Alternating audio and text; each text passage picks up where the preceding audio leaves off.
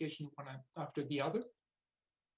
The second point is really that, in addition, the power of rendering, both by hardware power and with new software technique, the possibility of rendering becomes a lot more sophisticated and brings photorealistic view in VR. And the third, of course, is that you need a new generation of headset to be able to take advantage of that, and that's what HTC announced yesterday. Now, going into more details about that, I think many of us have seen that you could visualize VR from a single application, whether it was for architecture design or for CAD design or for prototype, the virtual prototype review. But it was just one application. It's quite difficult to be able to use VR at that time for your complete workflow. Now, we saw a big evolution in a number of years. Or in 2019 already, CATIA as a single app was providing the complete integration. So you could actually, design your new, parts or engine and directly view in VR what you were designing. But that was limited to staying within CATIA. And then we saw in the 2019-20, we saw both Unity Reflect and Unreal Datasmith coming up with a possibility to optimize your workflow for the AEC industry. So it's vertical specific. Now, what's coming up, and probably some of you saw the announcement of NVIDIA about what they call Omniverse, is a possibility now to have a two-way communication between multiple applications, so that whatever you design and you change on your designing software, you can see it real time in 3D lifelike. And that's that is obviously going to open VR visualization into a lot more areas. At the same time, we have all seen that, of course, the power of GPUs is increasing rapidly. And in addition to the power, new software techniques coming, whether it's the foveated rendering, like what you could see here with the example of Autodesk VRED, using with the foveated rendering with the Vive Pro Eye, where you basically can focus all the power you have in the center where you're looking at, and you reduce the resolution in the periphery where the eye is less sensitive to that. Or also new technique, the so-called upscaling, where you actually, although you render in the lower resolution, with that new technique, you can actually display in a higher resolution than what you have rendered. So this is really fundamental and will really help to drive a lot more photorealistic VR. Now, in addition to that, of course, cloud rendering is coming. And the cloud rendering brings the advantage to be able to have both the advantage of the power plus those new software technique, but in the cloud, as to say, so that you don't need to carry that power of computing with you. You don't need to have a PC, and you can stream that rendered images directly from the cloud. Now, with all this, that has brought the possibility to render photorealistic and accurate simulation of reality. You obviously need to have better VR headset, better in a sense of being able to provide a higher resolution and more natural view, so that it feels more real. And that's just what we've announced yesterday with both PC VR product, the Vive Pro 2, and the standalone, the Vive Focus 3.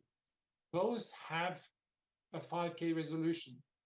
Both have 120-degree field of view and a new display type that brings real RGB. That means a lot more natural colors.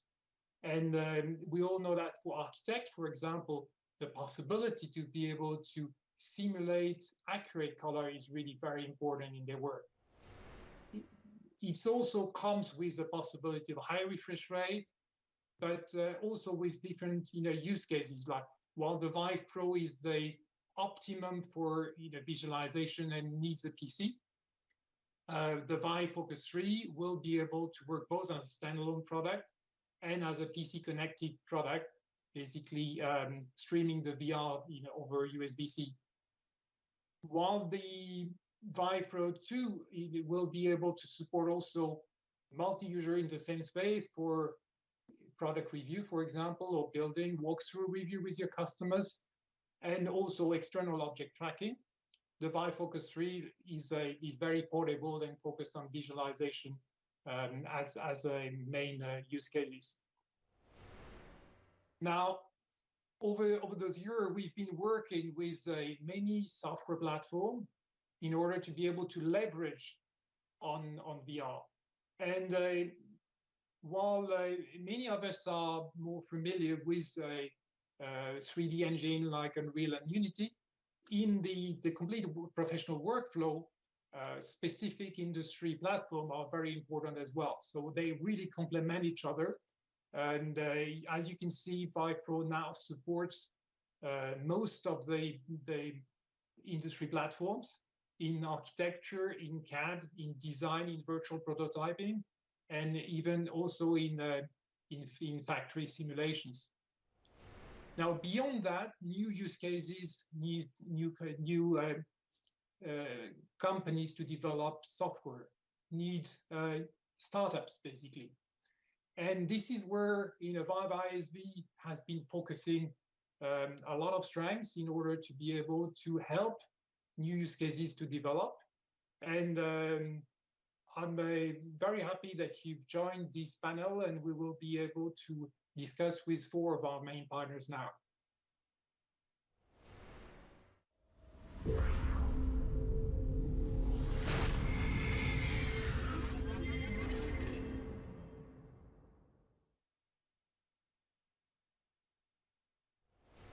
Okay, great. Hello and welcome to ViveCon. My name's Dave Haynes from HTC Vive, and I want to welcome you all to this excellent panel that we have lined up today around design and visualization.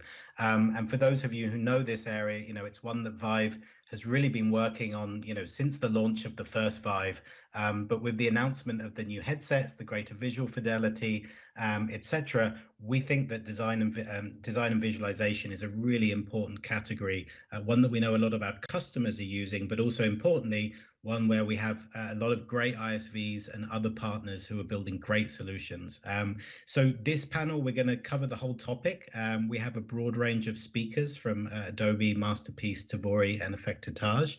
And I'm going to ask them just to talk a bit more about their companies, some of the things that they're seeing in this area, and then looking a little bit towards the future and some of the new use cases that we think will be unlocked with the new hardware. So let's dive in. I'm going to ask each of our panelists just to introduce themselves and a bit more about what they do and what their companies do. So Pierre, why don't you kick us off? All right. So Pierre Maheu on my head. I'm head of strategic initiatives and partnerships at Adobe 3D and Immersive, including a Substance portfolio of products. Before joining Adobe, I was for 8 years at Dassault Systèmes on CATIA, so I have also a little bit of background on CAD design, and also originally I was coming from automotive design, so I'm fairly familiar with those workflow. And being at Adobe right now, we are leveraging the Substance portfolio ecosystem, Painter, Designer, Alchemist, and also existing solutions such as Adobe Dimension and Adobe Aero. And that's globally it. Brilliant, excellent. Thanks, Pierre. And Jonathan, tell us more about yourself and Masterpiece. Hey everyone, I'm John Gagne, CEO of Masterpiece Studio. Just last week, we announced something pretty exciting. It's Masterpiece Studio Pro. And this is a huge evolution of what we've had previously. This is the first fully immersive app that can do the entire 3D creation pipeline for an asset. But the key thing there is that, this sort of unlock some of the potential for creating in VR. VR speeds things up, but there's often been missing steps. This allows you to fill in those steps to be able to create content that's production ready that can be put right into a game or animation. And what's great about it, though, is that you don't need to just use us. There's a lot of other great apps. Like, we've got some right here. Tavori is a great app. Adobe Medium, a great app. You can use these apps, bring it into our software, and then complete the pipeline. So pretty excited to be just releasing that and to continue to work with partners. Cool, awesome. Thanks, Jonathan. Yeah, Inga, please tell us about Tavori. Hello, everybody. I'm very glad to be here at this panel today. I'm Inga, CEO of Tavori. So to make it simple, Tavori is design and prototyping platform to build truly immersive apps and games. And here by immersive or spatial, we mean more than just VR or AR products. It's also about anything where we have a user interacting with 3D objects around. So basically also real world surroundings, environments, and products. So we are moving from animation platform for building 3D animations to a larger scale of visualizing and designing anything that where it's important to feel the scale and depth, and we democratize, I would say this way, and make it super accessible to visualize your 3D ideas in VR, but for any type of outcome. Brilliant, great. Thanks, Inga. That's really clear. So Robert, yeah, maybe you could make an introduction as well. Sure. Thanks for having us, by the way. Hello, my name is Robert Hunecker. I work as a senior digital consultant for Effektetage, a Berlin-based digital agency. We are specialized in providing high-quality visualization services as well as digital brand and product experience. Our clients include well-known car manufacturers such as Lamborghini, Audi, BMW, Mini, and Volkswagen, as well as fashion brands such as Adidas and Hugo Boss. We also work in the context of virtual production, handling real-time implementation of large-scale entertainment mega projects as well as real estate construction projects. Yeah, that's what we do. Yeah, that's great and awesome. I think, yeah, areas like digital fashion and virtual production are, yeah, extremely interesting at the moment. So would love to dive into that a bit more later. Great. So I'm going to come to our first question. What I wanted to ask each of you actually in turn is just if you can, the design world is, really broad, a lot of different users, a lot of different end customers. That could be somebody from the fashion industry. It could be somebody designing a car, but it could also be, a student designing an animation or, learning their first kind of design skills before they move on to something like CAD. Maybe, starting with you, Pierre, if you can talk about Adobe Substance and, what is a typical end user in VR and how are they using your product? So there is a very wide range of users. Originally, we are coming from the game industry and the VFX industry, but things that are more dedicated to manufacturing, it can be from car designers to architects. Immersivity and VR is very key for architects when you want to decide about the lighting and the experience of a building. VR is probably the best media to experience it. And then you were mentioning it, but the growth into footwear and fashion is huge these days. So it's really something that is speeding up recently. So I definitely would like to mention it. Yeah, cool. And Jonathan, you mentioned at the top there that, with Masterpiece Studio, you have a lot of new features. How have you seen your user base kind of evolve? Like what was the type of user when they were using you in 2017 and 2018, and where are you seeing that today in 2021? Yeah, great question. So it's essentially been moving up the chain in terms of quality and professionalism and the caliber of the user. So we started out, late 2016, 2017, very much consumer, moved up to prosumer next year. Then we started using, small professionals like freelancers, studios, and originally they were using it for things like, 3D concept art, for example, or rapid prototyping, previs, things like that. And now we've started to expand further. We have people at like Pixar and other major studios that are literally saying it's speeding up their workflow by 10x. We have people that just with this new update where we've added the ability to clean up the meshes, texture painting, blend shapes, and a whole bunch of stuff to all of our existing tools that make it really easy. And now they're not only using it for previs, but they're actually taking that object and starting to put it into production as well. So we finally, I think, made that jump where VR can now be, used not just in the previs, but actual iterative production work. Yeah, makes sense. And Inga, for Tvori, actually a ViveX backed company, so we've known the product for a long time. You have, you started off more in the animation space, but now also have a new product catering to more this prototyping use case. So what were your insights? What led you to kind of, not pivot, but kind of, add on to the functionality of what Tvori could actually do? Was that something that you planned, or was it just a case of talking to customers and finding out how they were using the platform? Yeah, so that's my favorite question, probably. So you're right. So when we started Tvori back in 2016, we've been thinking what would be the unique selling point behind Tvori, and we realized that we want to go beyond static. So we really want to enable people to tell stories, and that's still true. So people use Tvori on PC, and designers or animators, they really want to tell the story, whether it ends up with animatic or previs, or like designers from the Department of Future of Design, they want to tell stories to their budget owners and stakeholders of how this car will be interacting and this future of mobility will look like. And mobility is much easier to explain if the doors of the car are opening and the car is moving and users are interacting with that. But then we were looking at the market and our user base, and we realized that we have more and more designers who are UI, UX designers and 3D designers, 2D designers exploring and playing with Tvori. And later on, those were industrial designers and interaction designers. And then we started, let's say, that pain and problem. So why are they jumping into VR and why are they discovering? And it's actually a very interesting reason for them. So it's definitely an immediate value for people who are designing VR and AR, because it's super important to start being immersed and get the right scale and depth and ergonomics of environment. But even for non-XR outcome for industrial designers and interaction designers, it's still super important to iterate fast, right?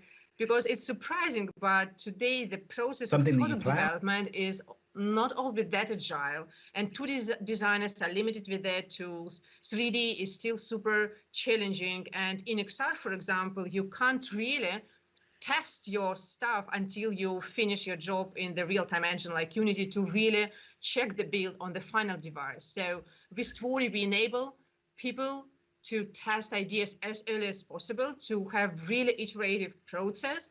And that's why that transition to design and prototyping and also test your ideas on the final device as early as possible is super important. And we get like that kind of immediate feedback, and it's also collaborative because that's the demand of the designer. So to start ideation process, low fidelity design, and then enhance and brainstorm on top of that and come to quite high fidelity with prototyping interactions, and then already export that to final implementation in the real-time engine. So we still kind of go both directions. We still have customers from animation and entertainment industry who are doing previses, but probably it will take more time for them to fully adopt VR in their backflows. And with design and prototyping, it's like immediate value, and we get traction today, which is super important for us being a startup. So. Yeah, it makes sense. And Robert, on your side, I mean, you have some, very high-end customers. I can imagine, very demanding customers like Lamborghini. What's been the journey like getting them into kind of VR and starting to kind of adopt some of their workflows to this new world that's possible now? Yeah, that's a fun story. So all of those clients we have, especially from the automotive industry and fashion brands, they did like 10 years back, they did renderings, traditional renderings. That's what they did. And that's where they also stopped. And a couple of years back, there was an interesting development where this whole game industry kind of like it mixes with video and film production for years now. But now it kind of like mixes also with those industries, which enables us to provide those clients with new ways to do marketing for their products or to create content. But also, of course, also during production, iterate quite quickly through different versions they would like to test out before making